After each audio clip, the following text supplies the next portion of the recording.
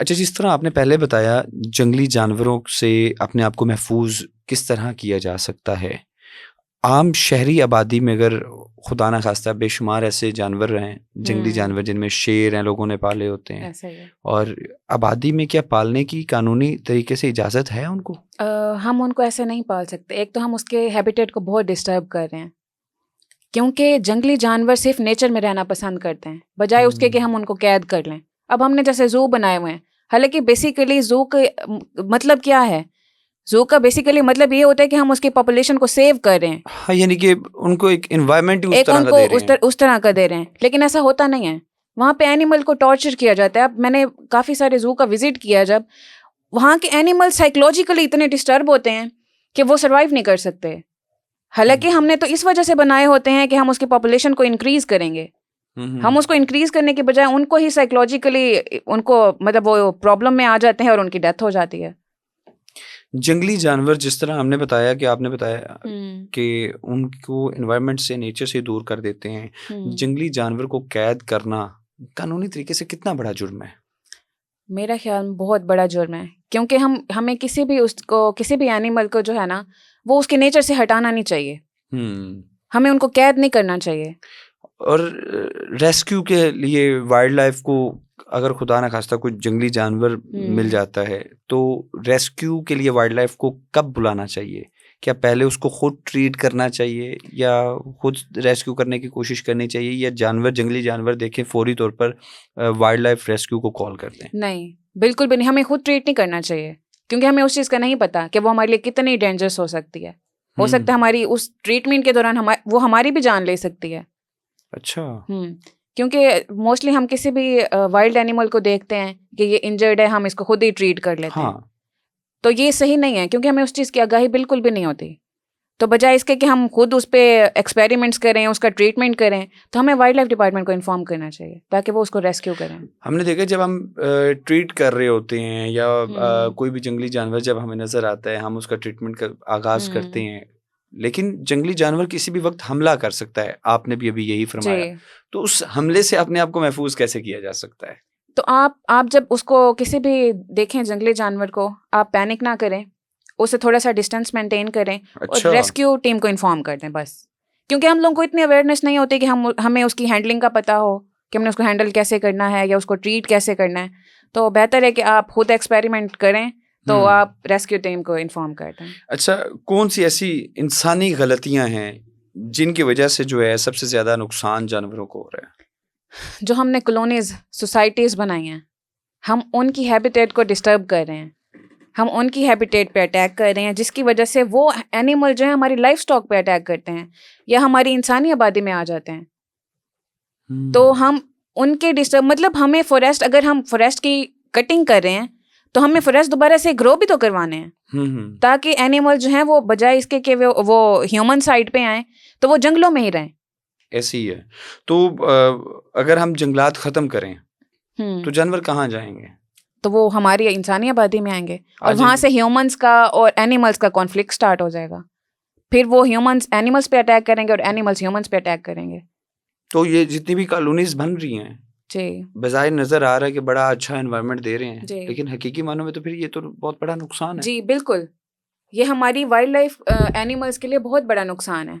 अभी रिसेंटली मैंने देखा था यहाँ पे जो कॉलोनीज बनी हुई हैं लाहौर की बहरिया साइड पे, तो वहाँ पे एनिमल्स की इतनी ज़्यादा स्पीशी हैं, स्नेक्स की इतनी ज़्यादा स्पीशी हैं। तो मतलब हम उनके एरियाज़ को डिस्टर्ब कर रहे हैं, तो हमें वो नहीं करना चाहिए। उनके हैबिटेट को डिस्टर्ब नहीं करना चाहिए। अवाम का वाइल्ड लाइफ के बारे में रवैया कैसा था? वहाँ की अवाम मतलब वो लोग ओवरऑल हमने देखा वाइल्ड लाइफ में ओवरऑल अवाम का रवैया कैसा होता है? अवाम जो है वो पैनिक कर जाती है इस चीज़ को, कि अगर वो किसी भी वाइल्ड एनिमल को देखते हैं तो वो पैनिक हो जाते हैं कि इसने हम पे अटैक करना है और हमारी जान को खतरा हो सकता है। हम लोगों को अवेयरनेस नहीं है। मेन चीज़ हमारी यही है कि हम लोगों को बिल्कुल भी अवेयरनेस नहीं है इसकी। वाइल्ड लाइफ के तहफ़्फ़ुज़ के लिए आम शहरियों को क्या किरदार अदा करना चाहिए? सबसे पहले हमारी गवर्नमेंट को जो है वो इन्फॉर्म करना चाहिए, अवेयरनेस देनी चाहिए आवाम को, और उसके बाद जो है वो उनको वाइल्ड लाइफ डिपार्टमेंट को इन्फॉर्म करना चाहिए। जितना वाइल्ड लाइफ के बारे में हमारी गवर्नमेंट इक़दामात कर रही है, क्या आपको लगता है वो इक़दामात काफ़ी हैं? नहीं, मतलब वो इक़दामात कर रहे हैं, बहुत अच्छी बात है। और जो है वो अब इस पे मतलब वाइल्ड लाइफ की तरफ जो है ना पहले ध्यान ही नहीं दिया जाता था, अब जो है वो इसके ऊपर काम हो रहा है और ये बहुत अच्छी बात है। और इसके ऊपर आगे भी काम करने की ज़रूरत है। उनको उस तरफ जाना चाहिए कि कौन सी स्पीशीज़ हमारी जो है वो कम हो रही हैं, क्योंकि ये भी एक बहुत बड़ा सरमाया होता है किसी भी कंट्री के लिए कि वहाँ पे कौन कौन सी स्पीशीज़ हैं। ऐसे ही है। एक सोशल मीडिया के ऊपर भी बड़ी चीज़ वायरल हो रही थी और लास्ट टाइम के जानवरों के साथ जो जुल्म हो रहा था, लाहौर में एक मार्केट को जो है वो बाकायदा गवर्नमेंट ने नोटिस दिए, बकौल गवर्नमेंट के, कि हमने नोटिस जारी किए, लेकिन फिर देखा कि परिंदा मार्केट जो है वो जो है नेस्तो नबूद कर दी गई, उनको गिरा दिया गया।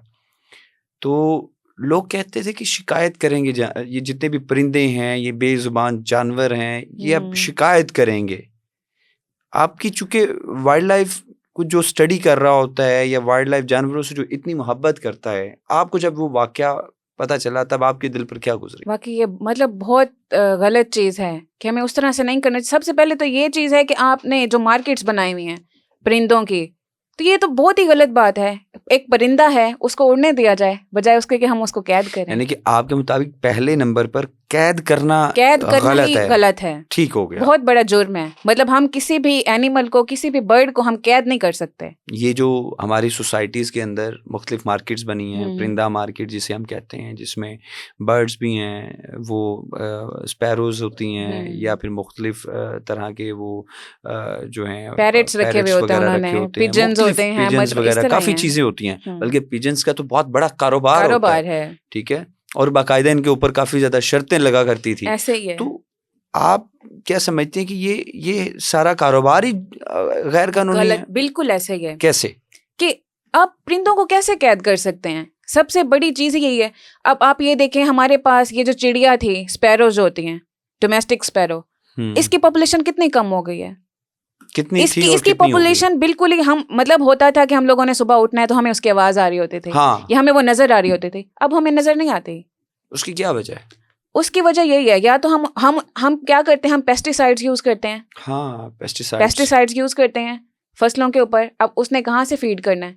वहीं से फसलों से ही फीड करना है। अब वो पेस्टिसाइड्स हैं, वो हमारे एनिमल्स को मतलब हमारे जो बर्ड्स हैं, बर्ड्स के स्पीशीज हैं, बिल्कुल ऐसा ही है। उसकी वजह से हमारी पॉपुलेशन खत्म हो रही है। कोई भी इंसान किसी दूसरे इंसान पर जुल्म करता है, वो उस जुल्म को रोकने के लिए या अपने हाथ का इस्तेमाल करता है। पहले वो जुबान से रोकता है, फिर हाथ से रोकता है, मुख्तलिफ तरह से रोकता है, मज़ाहमत करता है।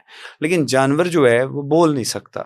ऐसे ही है। ठीक है, अगर जानवर बोल सकता या बोल पाते या बोलने का मौका मिलता, तो इंसानों के इस रवैये के हवाले से क्या शिकायत करते, कैसे करते? वो सबसे पहले तो उनको ये बोलते कि आप हमारी हैबिटेट को डिस्टर्ब ना करें, क्योंकि हम जब किसी को डिस्टर्ब करते हैं तो डेफिनेटली उसने हमें रिटर्न में उसने हमें डिस्टर्ब करना ही है। तो वो सबसे पहले, अपना घर कौन किसी को देता है? हाँ, अपना घर। अब हमें कोई बोले कि आप अपना घर छोड़ दें और आप लोग कहीं और चले जाएं, तो ये चीज़ हमारी है, हमें ये चीज़ बेयर नहीं होगी बिल्कुल भी। तो हम क्या करते हैं? तो एनिमल्स ने भी यही करना था। जब हम उनके हैबिटेट पे अटैक करेंगे, उन्होंने हमें रिटर्न में अटैक करना है। तो उनकी सबसे बड़ी शिकायत यही होनी थी कि हमें घर से ना निकाला जाए।